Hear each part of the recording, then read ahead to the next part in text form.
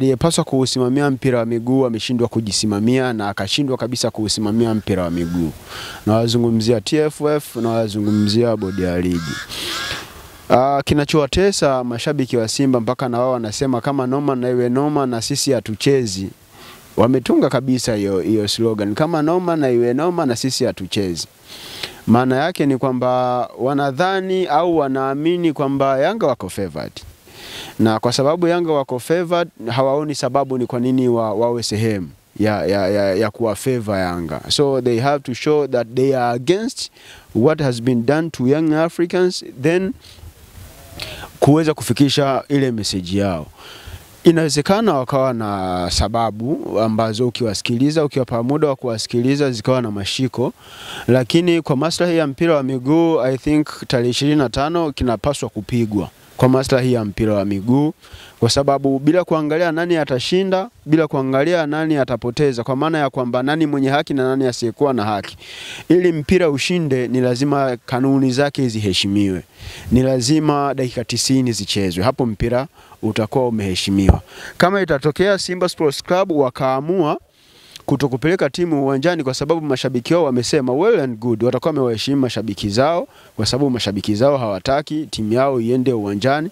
Na kuna usemi mmoja unasema kwamba timu siku zote huwa ni ya mashabiki au wanachama, hasa mashabiki kwa sababu wanachama huwa wanafikia kikomo, lakini mshabiki huwa hawezi kufika kikomo. It's always utakuwa ni mshabiki, kiongozi utaondoka kwenye ile mamlaka ulionayo, atakuja mtu mwingine, mchezaji ataondoka. So definitely timu ni ya mashabiki. So kama viongozi wa Simba wataamua kuwasikiza mashabiki wao wasipeleke timu uwanjani, watakuwa wamewatendea haki mashabiki wao ambao wanataka timu yao isiende uwanjani, lakini watakuwa wameukosea heshima mpira wa miguu. Mpira wa miguu ni sheria 17.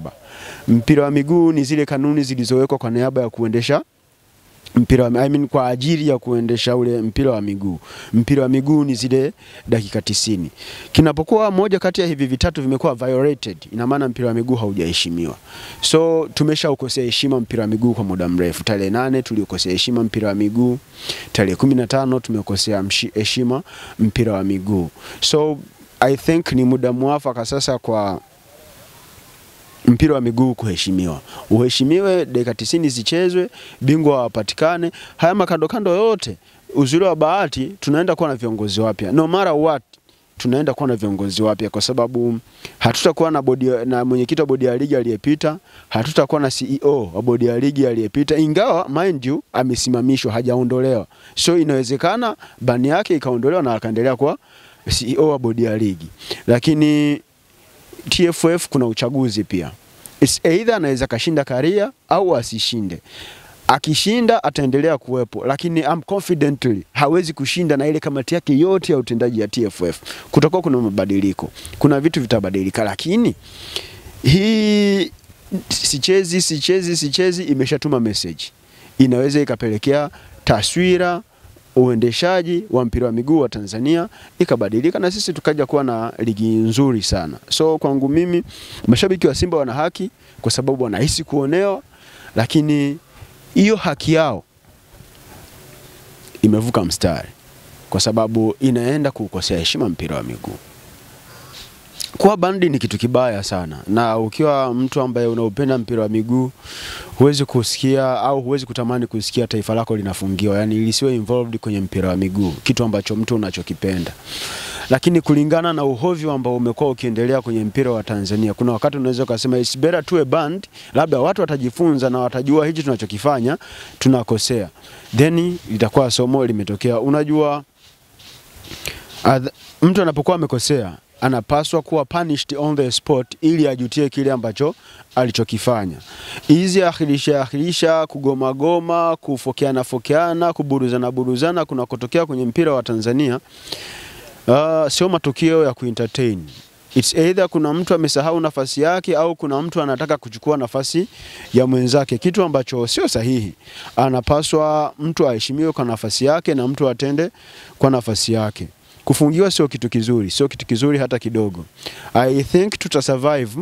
Nimemsikiliza Wallace Karia anasema FIFA wako radhi na serikali ya Tanzania kwa kile ambacho wamekuwa wakikifanya. Inawezekana hiki ikawa ni sehemu ya kutufanya tukaendelea kusurvive, lakini sidhani kama tutapita salama. Hatuwezi kupita bila kuwa warned. I'm confident kabisa tutakuwa warned.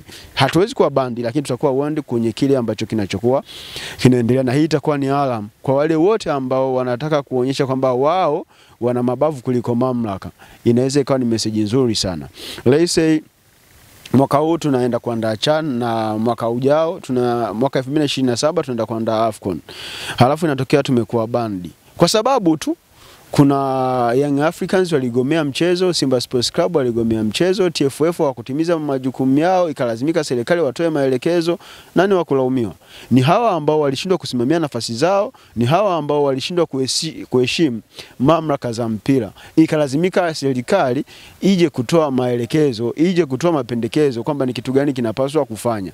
Mtu anaweza kusema kwamba serikali imeingilia mpira wa miguu. Sawa, inawezekana imeingilia mpira wa miguu, lakini imeingilia mpira wa miguu kwa maslahi ya mpira wa miguu, kwa sababu kama kulikuwa kuna sintofahamu, tulikuwa njia panda, either mchezo ufanyiki au usifanyiki, halafu serikali inakuja kutoa maelekezo, jamani huu mchezo uchezwe, ni kwa maslahi makubwa ya mpira wa miguu.